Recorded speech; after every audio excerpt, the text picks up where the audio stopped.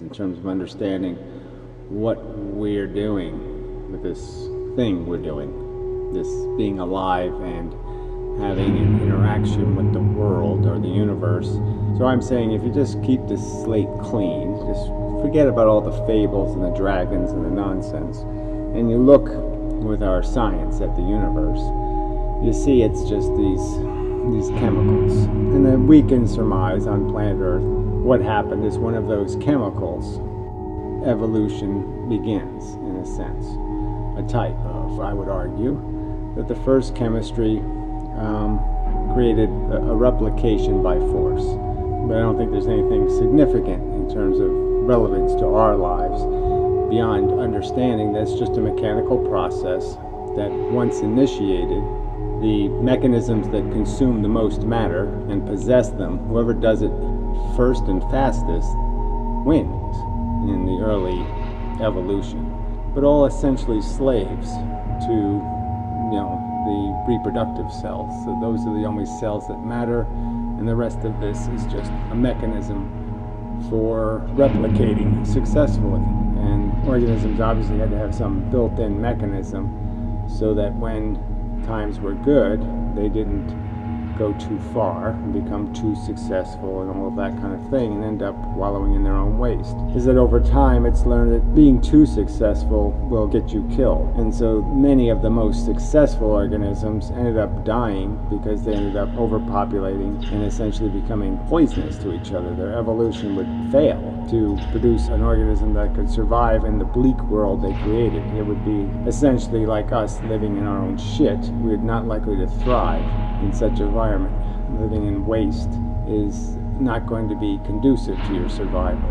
In the end, you get this complex brain, and once you have a brain, it's basically a very functional device. Intelligence was just used for this organism to scheme its success in the environment. But the original purpose was a scheming tool. But clearly, as we gain more and more knowledge, we're able to elevate perception. It can see myself as just a player in the game. Stuff like nepotism can be understood as not being logical perceptions of the world, that those feelings and emotions aren't intended to give us the truth. They're intended to give us information valuable to perpetuating our selfish gene, not our knowledge, in the sense that those are things we sense or feel for the primitive purpose. That's the crude agenda. So those things are anti-intelligent. In gaining a third-person perspective and a bird's-eye view of yourself, you can understand all kinds of the mechanisms of your psychology, understand your nepotism, the cheats that exist, the ill logic of some of your behavior, and you can understand that there's a bigger game being played among equals rather than a game that's just about me. I'm more obsessed with understanding a total game and how the game itself is played. And that's all part of what I would call is the evolution of intelligence or knowledge. So you have these three fundamental phases of evolution. The cell's evolution, the evolution of the colony organism, and then ultimately the evolution of memes or ideas or knowledge base. What would the smartest thing you could possibly create in the universe, the most knowledgeable, non-biased, non-personally biased, non-personally motivated thinking device come up with as a solution to the problem of what is the truth? You're motivated personally, selfishly. That's how you're constructed, as a selfish organism set loose in the world. And you have this scheming tool of a brain that enables you to do logic, to understand that this is how you go around a tree so you don't walk into the tree. It's a very useful functional device. The catch is that we can turn that device, that instrument, that smartness, to questions nature didn't really design us to ponder, like the purpose or function of our existence. We can look at other things besides trees and how to swat a fly, and we can ponder other questions, other dilemmas, and use this logic device that can work fairly well at doing logic. Who cares if you can see the texture of the bark on the tree? If you can't get the reality of the sentient creatures living in it. There's nothing about our nature that's particularly, like I said, intelligent. It was like a sword. It was a weapon we used against the world. And we can turn it into something better than that by just changing the focus.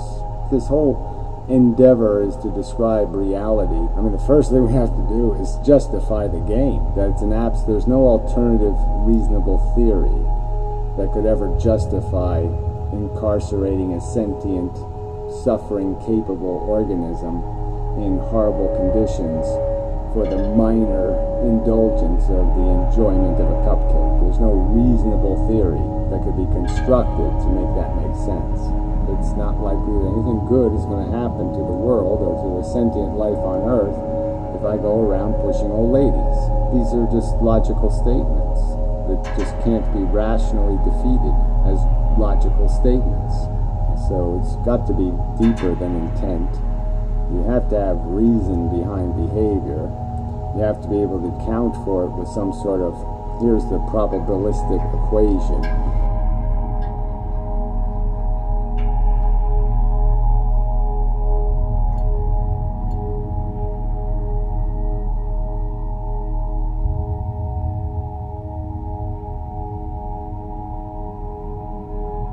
The conversation really just has to be around this idea of, does some notion in somebody's head of value, like victory, does that really mean anything beyond you don't feel miserable? Does it have any power to give you authority to say for your wonderful feeling you will risk imposing a not wonderful feeling on somebody else?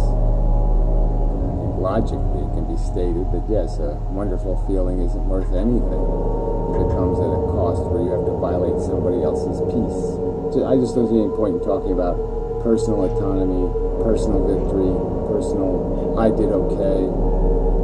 It's just so irrelevant in a game where your existence comes at something else's expense. If your survival is being maintained by a biosphere that goes through torture every day, and if you're not mindful or if you haven't accounted for that price, you haven't played the game fair. You haven't acknowledged the reality of your existence. Show me something you're doing here vital enough to justify the price the biosphere pays for human existence. And by you, I'm saying humanity in general. How can we justify the price for little silly conversations we have with each other while sentient creatures are tortured to give us the oxygen, pretend we're doing something meaningful, when all we're really doing is being compelled by a motivating desire mechanism created by crude, idiotic forces that have no conception of truth. It's a simple game. Get hungry, get horny, chase, get, die.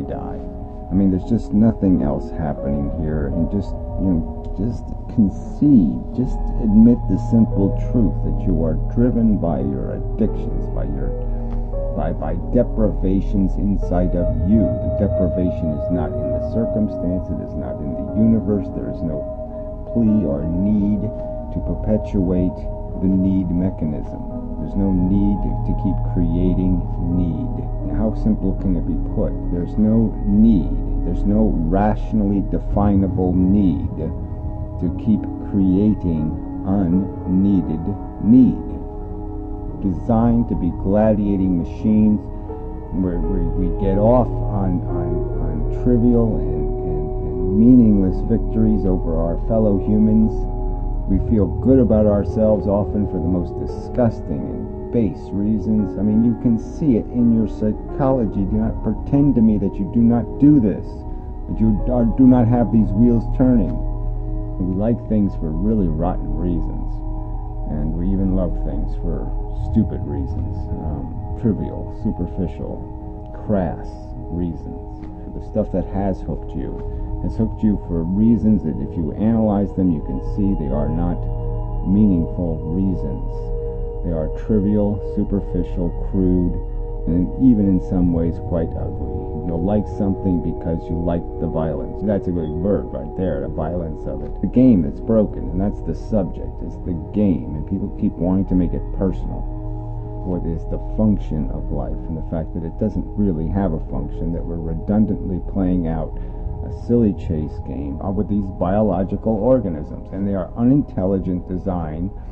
That is the rule. Unintelligent design, playing a horrific, high-stakes game with no rational, sensible rules of fairness or justice or deserve or any of that. Nothing, no accountability to what is right and wrong, what is suitable.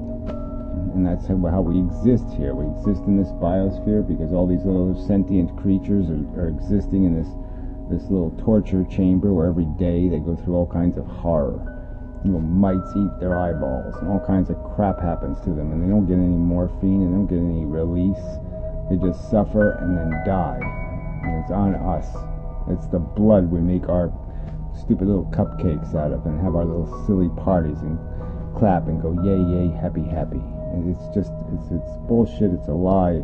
It's unfair. It's mean. It's nasty. These are truths here. This is what the game is. There's no other description of the game.